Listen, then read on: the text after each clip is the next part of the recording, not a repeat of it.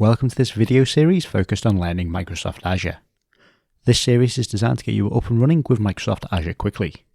If you prefer written documentation, the article for this topic can be found on my blog, which will be linked in the video description. This is part 7, and we're going to be looking at file shares within an Azure storage account.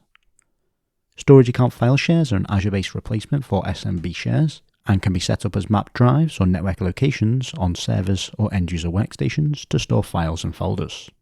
To start, I'm logged into my storage account, and under Data Storage, I'm going to come over to File Shares. In here, this will list all of our file shares. I currently don't have any, so I'm just going to press New File Share. I'm going to give this the name of Finance.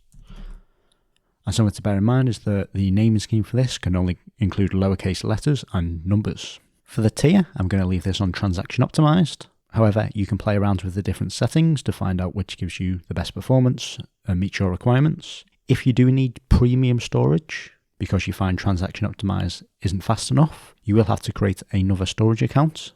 And during the storage account setup process, under Performance, you can select Premium, and then Premium Account Type File Shares. And then this will enable you to select Premium when you're creating a new file share. I'm going to leave this as Transaction Optimized, and then press Create.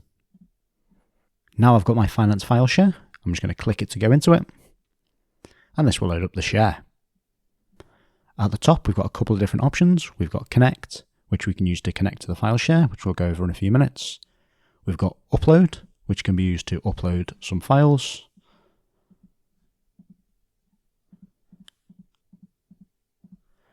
We've got Add Directory, which lets us create a subdirectory. We've got Refresh to refresh the pane. We can also delete the share. We can change the tier of the share, so we can, the performance tier, either drop it down to hot or cool, or if we've got premium enabled on our storage account, up to premium. Or we can edit the quota, which is how much data can be stored within the file share. By default, it's set to 5 terabytes, but if you want, you could drop that to 1 terabyte or 5 gigabytes, whatever you want. Just note that this doesn't change the billing. This is purely for how much storage can be used. So you will just be billed for what you use. So if you set it to 5 gig or 5 terabyte, your bill will be exactly the same. You just billed for your usage. On the left-hand side, we've got snapshots and backups. Under snapshots, it gives you the option to create a quick snapshot. You can add a comment. And this will just create an exact snapshot of what is currently stored in the file share at this moment in time. So you can just create snapshots and create as many as you want, and they will just be listed.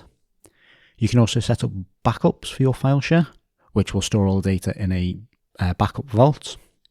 So you can give the vault a name. You can create a backup policy, so you can tell this to back up daily, hourly, and configure it to your needs. So you just set this and then press Enable Backup, then that will take a backup based on your backup policy.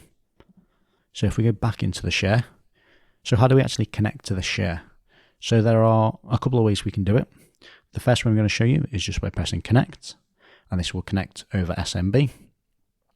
So we can select a drive letter that we want to give it, and then press Show Script, and this will generate us a PowerShell script that can be used to easily map the drive. So if I just copy that, and if I open up a PowerShell, I'll just use the ISE, just so I can paste this in.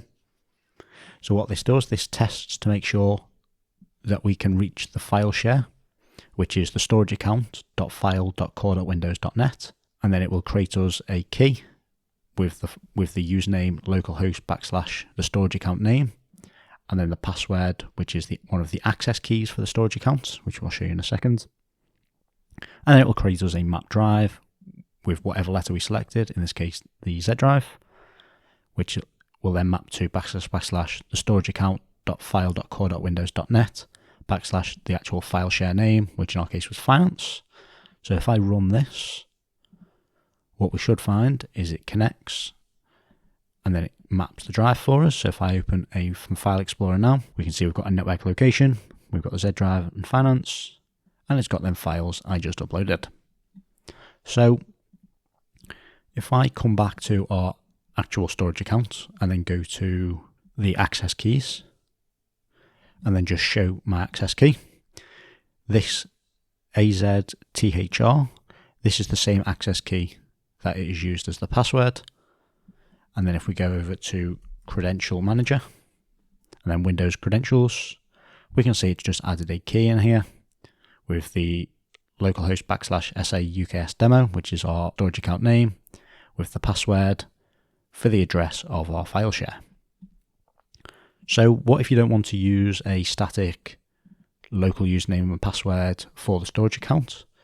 Well, if you come into your file share, you can integrate it with Active Directory. So if we click Not Configured, it gives us a way to enable it with either our local Active Directory, our Azure Active Directory Domain Services, or our Azure AD Kerberos authentication. I can't currently show you that in this video because I haven't set this up in my Azure environment, but I'm going to create a full standalone guide on how to enable Active Directory integration with a service account. So now we've actually connected to the file share and we can see our files. We can just double click and open them, and it works exactly like a local file share as a map drive, but instead of it being stored locally, it's stored in Microsoft Azure. Now, before, when we were in our file share, we created some snapshots. These can be easily accessed through File Explorer. So if we right click our file share and go to Properties, we can then go to Previous Versions, and it will show us the snapshots that were created at the time they were created. So if I go back into snapshots and just press Add Snapshot, it will then create another one at 2104. And then when I go back to the map drive and go back into Properties and then Previous Versions, we can see we've got the 2104 snapshot, and we can just go into it and see an exact copy of how the file share was at the time that the snapshot was created. And we can go in and open these files, or just copy them out and then repaste it into the file share to restore them. And it is that simple to use the snapshots. If you're finished with the file share and you no longer need it, you can click the settings and then go to Delete Share. This will also delete any snapshots you've created and the backups. So if we tick to delete, that we agree to delete, and press delete, the file share is gone. However, we do have soft delete enabled. So if we press Show Deleted Shares, we can see that our finance share is still here. And if we come back to our file share, it's actually just crashed Explorer because the file share can no longer be communicated with. So if I just force close this, we can see that our file share is no longer able to be communicated with.